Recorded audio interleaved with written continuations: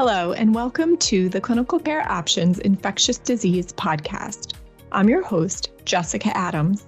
In this episode, David Saunders, a PrEP user and advocate, discusses the importance of non-stigmatizing discussions between people using PrEP and healthcare professionals to individualize adherence strategies and encourage PrEP persistence.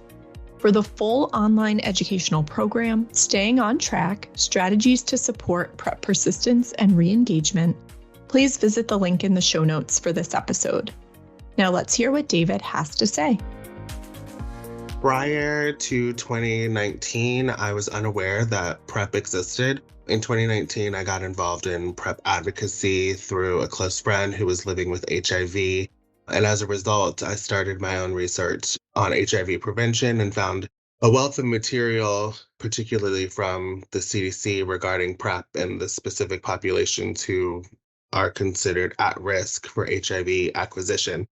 I was astonished by my own lack of knowledge about this prevention option. And at the time, I concluded that PrEP was not suitable for me because I had made my own commitment to celibacy. But after participating in more and more PrEP advocacy work, I observed a severe lack of awareness about PrEP among an increasing number of people who were acquiring HIV.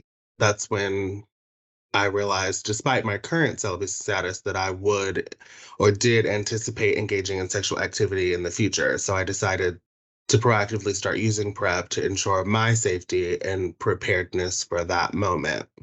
It was initially difficult for me to adhere to PrEP. Remembering to take a pill daily was difficult. Remembering anything is difficult. It's important that people taking PrEP understand that although it's acceptable to miss a pill occasionally, the medication must be taken consistently for it to be effective.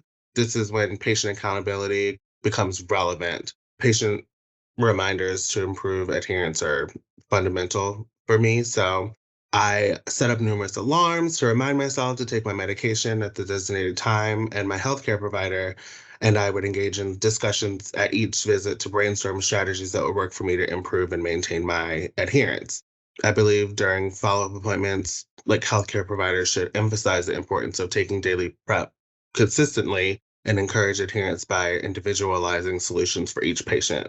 An example would be the most effective solution that my healthcare provider and I devised was setting a designated time frame to take the pill. I asked myself when would be the most rational and practical time for me to take my medication. And for me, the answer was as soon as I woke up or right before bed at night. Both of these times, the bottle would be sitting right next to my glasses on my nightstand in my line of sight, so it would prevent it from being missed.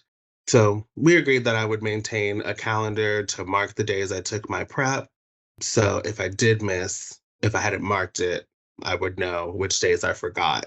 It's necessary for me to incorporate PrEP into my daily routine to reduce the risk of not taking it. Once I became used to the change, it became much easier to remember. Through my experience in PrEP education and advocacy, I have learned which healthcare providers in my area embrace PrEP and understand its advantages and significance.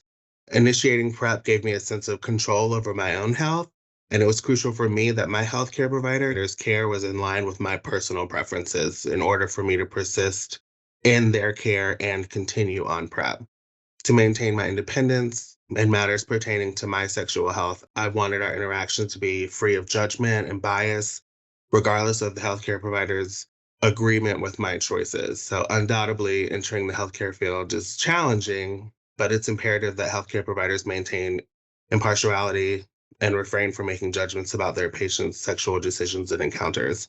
I feel like the primary focus of healthcare providers' visits should be on attentively listening to and addressing their patients' needs. I needed a healthcare provider who emphasized the importance of adhering to PrEP and recognizing the responsibility I have in my well-being and medical decision-making.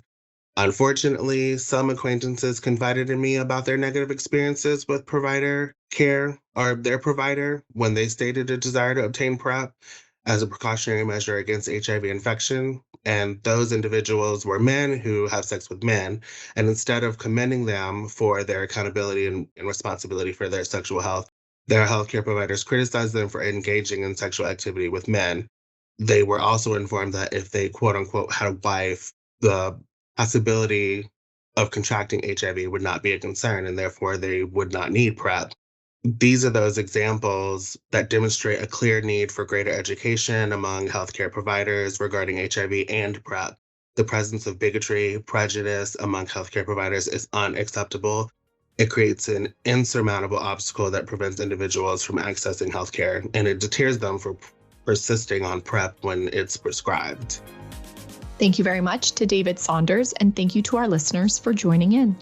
To get more from our program, see the link in the show notes. You can view a foundational video module on PrEP persistence, blogs featuring specific case examples, clinical thought commentaries from people using PrEP, and downloadable PDF resources for healthcare professionals to print and share. To automatically get new episodes as soon as they launch, subscribe to the CCO Infectious Disease Podcast. Thank you and have a great day.